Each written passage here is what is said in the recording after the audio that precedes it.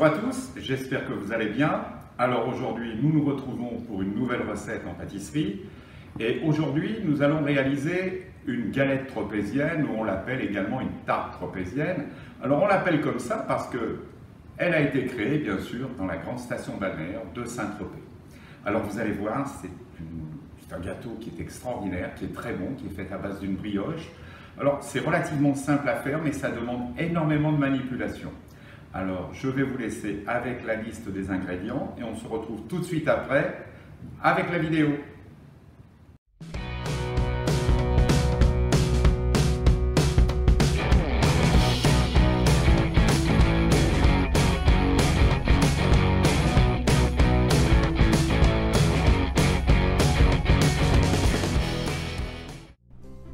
Alors, je verse dans mon robot tout d'abord la farine.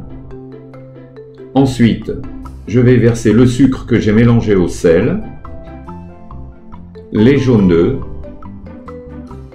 et la levure. Et maintenant, voilà, je mets bien tout. Maintenant, je vais pétrir à vitesse lente au début. Voilà, et un petit peu plus rapide, de manière à ce que la pâte commence à prendre.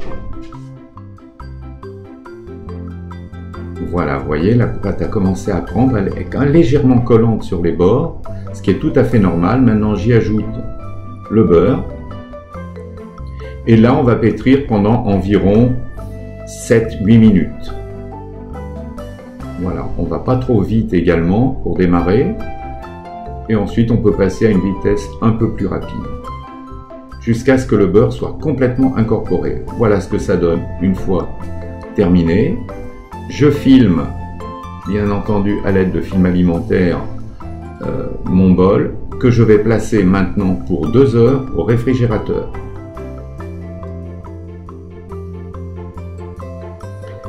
Deux heures après, voilà ce que ça donne. Alors, je vais maintenant la décoller. Ce qui se passe, c'est que le beurre ayant figé, la pâte est beaucoup plus dure, donc beaucoup plus malléable pour pouvoir travailler.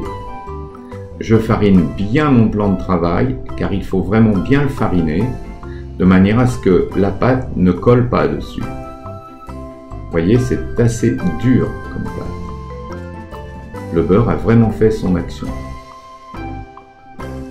On farine bien évidemment au-dessus, je l'aplatis, je la dégaze exactement, et je vais la couper en deux parce que on va faire 2 versions. Une version classique et des petites galettes tropéziennes, des petites tartes tropéziennes individuelles. C'est le choix que j'ai fait, et de manière à ce que vous puissiez vous ensuite choisir celle qui vous conviendra le mieux. Alors, avec cette pâte, je vais essayer de former une boule, de manière à ce que celle-ci soit très régulière, pour que nous puissions faire un grand cercle, ce qui donnera la forme de notre tarte tropézienne. Et à l'aide de mon rouleau, vous voyez, je donne des petits à-coups. Au début, je ramasse la farine sur le fond, de manière à l'étaler. Et je n'appuie pas beaucoup sur la pâte. Je laisse aller mon rouleau, tout simplement, et je vais la tourner. De cette façon-là, j'obtiendrai un cercle. Je farine, bien sûr, parce que la pâte, en la travaillant, commence un petit peu à se réchauffer et elle risque d'attacher. C'est la raison pour laquelle, vous voyez, je mets quand même pas mal de farine dessus. Voilà, là, j'obtiens quand même un joli cercle. Je commence à obtenir quelque chose de joli. Voilà.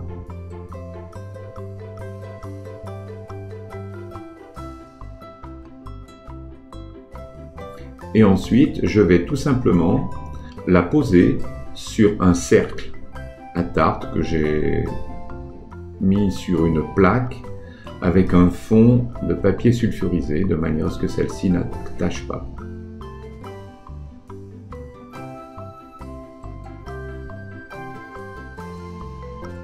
Vous voyez, toujours bien la fariner. Et alors après, vous voyez, j'enlève également le surplus de farine qui sert strictement à rien.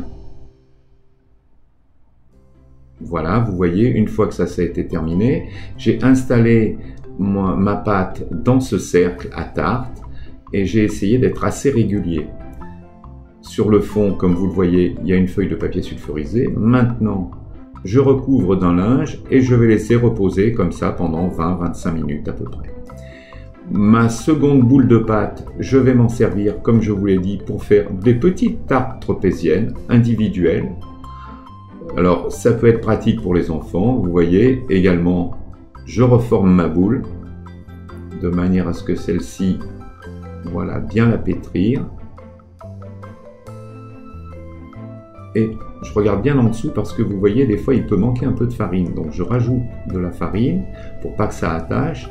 Et je vais procéder de la même façon avec mon rouleau. Maintenant, à l'aide d'un verre ou d'un emporte-pièce, je vais tout simplement former mes mini tartes tropéziennes.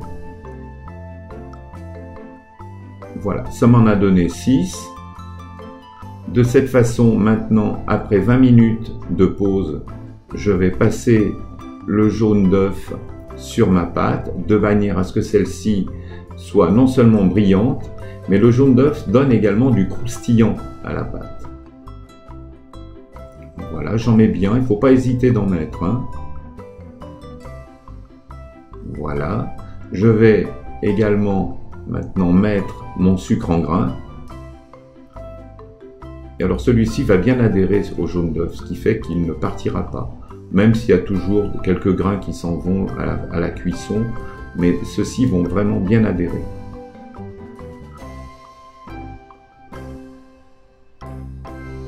Je procède de la même façon pour les petites tartes tropéziennes, vous voyez. Je dore avec le jaune d'œuf. Voilà. Et j'en rajoute bien de partout, de manière à obtenir, comme je viens de vous le dire, ce croustillant.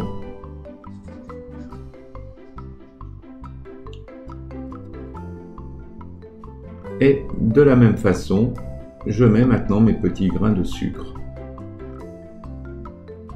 Voilà, l'opération est terminée.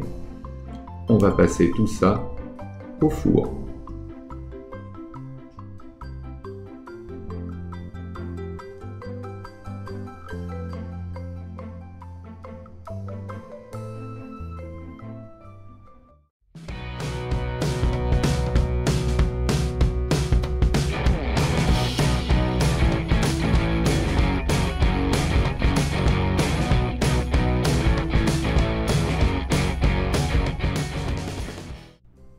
Alors maintenant, nous allons réaliser la crème légère. Vous voyez, j'ai mis dans un bol les 6 jaunes d'œufs, le sucre, la vanille et la maïzena. Je mélange bien à l'aide de mon fouet.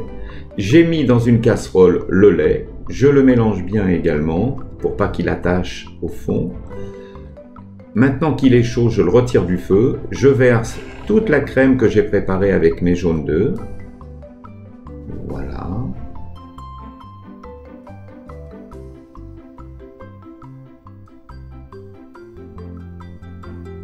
Je mélange bien afin que le lait et que les œufs soient bien incorporés et surtout, il ne faut pas qu'ils cuisent. Voilà, maintenant ma crème est en train d'épaissir. Vous voyez, en mettant à la chaleur, elle épaissit, mais je remue sans arrêt, sans arrêt, sans arrêt. Et voilà ce que ça donne au bout de 3-4 minutes. La crème devient très épaisse, elle se détache du fond. Pour accélérer, ce que j'ai fait, j'ai mis du film alimentaire sur une plaque. J'ai versé ma crème pâtissière dessus. Voilà. Maintenant, je vais l'étaler sur cette plaque. J'ai refilmé dessus à l'aide d'un film alimentaire. Et je vais la mettre au congélateur pour 10 minutes à peu près, de manière à ce qu'elle soit complètement froide. Voilà, 10 minutes après, voilà ce que ça donne. Ma crème est assez ferme. Pour détendre ma crème, qui est assez ferme, j'ai versé dessus 2 cuillères à soupe de crème fraîche.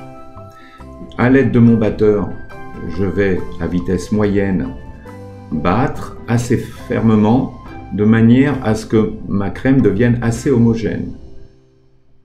Une fois ça terminé, je vais tout simplement monter ma crème liquide en chantilly et celle-ci bien ferme.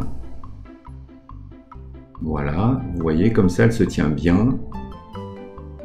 Voilà, j'ai une crème qui est vraiment souple mais qui est ferme.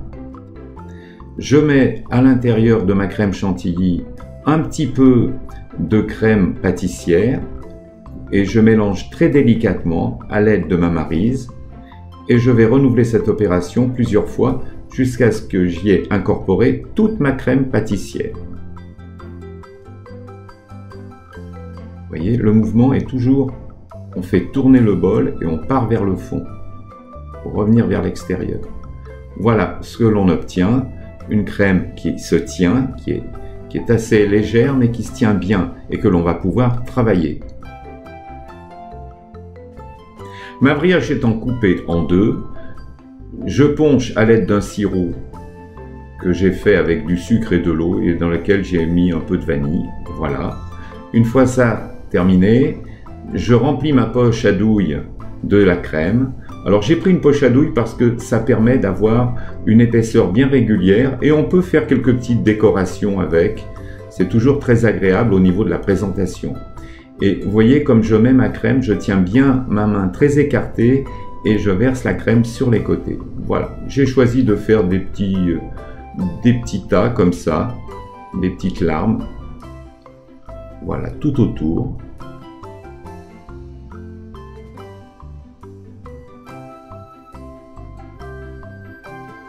Et ensuite, tout le reste, pour l'intérieur, j'ai tout simplement disposé ma crème et je la lisse bien de manière à ce que lorsque je pose le disque supérieur, ça ne gondole pas et ça soit bien tout à la même hauteur. Vous voyez, ma spatule me sert à ça, à bien égaliser l'épaisseur de ma tarte. Voilà, maintenant je pose le chapeau de ma brioche. Vous voyez que les grains de sucre sont bien restés, ils ont bien adhéré et elle est bien dorée ma brioche.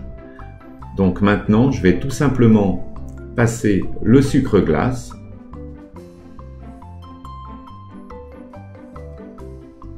Voilà, j'en mets bien de partout, hein. Faut pas avoir peur, n'hésitez pas.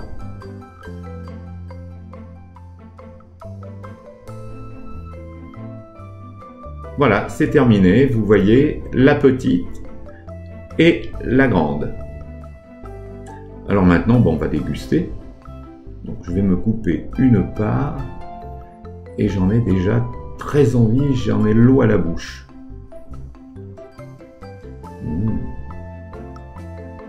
Allez, on y va, on coupe.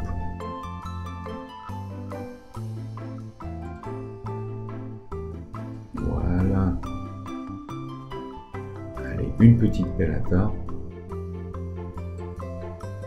Oh là là là là, cette crème. Oh, et cette brioche, cette légèreté. Oh, je vais me régaler, je sens. Allez, j'y fais. Qu'est-ce que c'est bon. Oh.